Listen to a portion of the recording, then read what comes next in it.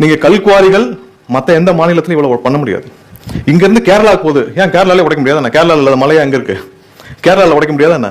கேரளாவில் உடைக்க விடாத ஒரு கவர்மெண்ட் இருக்கு. ஆனால் இங்க இருந்து மணலும் இங்க இருக்கிற குவாரி, கல் குவாரியும் இங்க இருந்து கேரளா ஃபுல்லா சப்ளை ஆகுது, இங்க இருந்து கர்நாடகா ஃபுல்லா சப்ளை ஆகுது.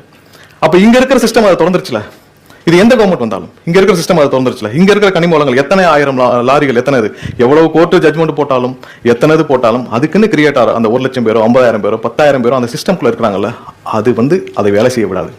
ஸோ இது தமிழ்நாடு ஒரு சேச்சுரேஷன் பாயிண்ட் ஏன் சொல்றேன்னா, எல்லா துறையிலையும் தாண்டி இப்ப இந்த மாதிரி சிஸ்டம்குள்ள இருக்கிறவங்க ஒரு 5% இருப்பாங்க. நீங்க எல்லாத்துக்கும் பாத்தீங்கன்னா மணல் குவாரியில எனக்கு தெரிஞ்சு ஒரு 20 to 50 கோடி சம்பாதிச்சு 2,000 பேர் இருப்பாங்க இந்த 10-20 வருடங்கள்ல. எல்லா ஊர்லயும், உங்க ஊர்ல எல்லாம் பாத்தீங்கன்னா நீங்க எந்த கிராமத்துல இருந்து வந்திருப்பீங்க, ஒவ்வொரு ஊர்கள்ல இருந்து பார்த்திருப்பீங்க, புது பணக்காரர்கள் இருப்பாங்க.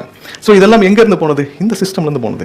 ஸோ இதே மாதிரி குட்காக்கு இருக்கு, இதுக்கு இருக்கு, கள்ள மதுபானங்கள் இருக்கு, இதுல கள்ள பார்கள் இருக்கு. இது மாதிரியான எல்லா துறைகளிலும் ஒரு இல்லீகல் சிஸ்டம் வளர்ந்து தமிழ்நாடு அளவுக்கு மோசமான ஒரு சூழ்நிலை வேற எந்த மாநிலத்திலும் கிடையாது. இது முதலாவதாக நம்ம எல்லாம் ரொம்ப சிந்திக்க வேண்டிய ஒரு விஷயம். நம்ம ஏன் இங்க இருக்கிறோம்னு சொல்லிட்டு இதை எப்படி மாற்ற முடியும்? இது மேல இருந்து மாற்றணும். யார் வந்தாலும் இந்த சிஸ்டம்குள்ள நுழைவிடாத அளவுக்கு இது மேல இருந்து மாற்றணும்.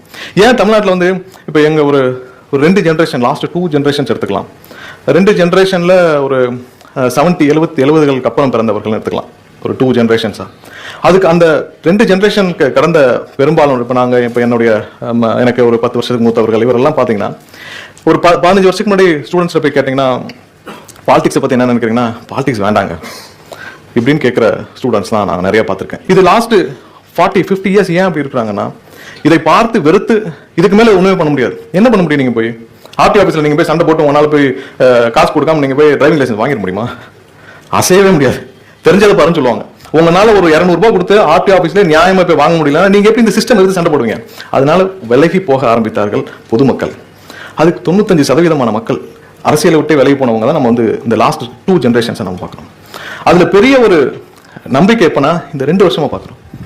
அதான் இப்போ நீங்க நிறைய டிவியில் பார்ப்பீங்க, அரசியல் புரிதல் இருக்காது நிறைய பேருக்கு. இப்போ நிறைய டிவியில் பார்ப்பீங்க அரசியல். ஏன்னா இப்போ எனக்கு தெரிஞ்ச என்னுடைய நண்பர்கள், நான் கல்லூரிக்கு போய் பார்ப்போம், நான் என்னுடைய நண்பர்கள் இருப்பாங்க, எம்பி எலெக்ஷனுக்கு எம்எல்ஏ எலெக்ஷனுக்கு வித்தியாசம் தெரியாது. இப்போ நீங்களும் உங்களுடைய ஃப்ரெண்ட்ஸ் யார்ட்டுக்காக கேட்டீங்கன்னா தெரியாது.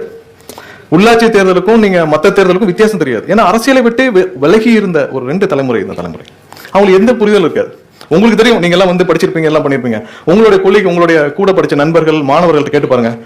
என்கிட்ட சொன்ன பல நண்பர்கள் இருக்காங்க, சீக்கிரம் எம்எல்ஏ ஆகிட்டு அடுத்து எம்பி ஆயிடுவாங்க. அவங்க நினைச்சிட்டாங்க இதெல்லாம் ப்ரொமோஷன், எம்பி எம்எல்ஏ ஆட்டோம்னா அடுத்து எம்பி ஆனும் போலன்னு.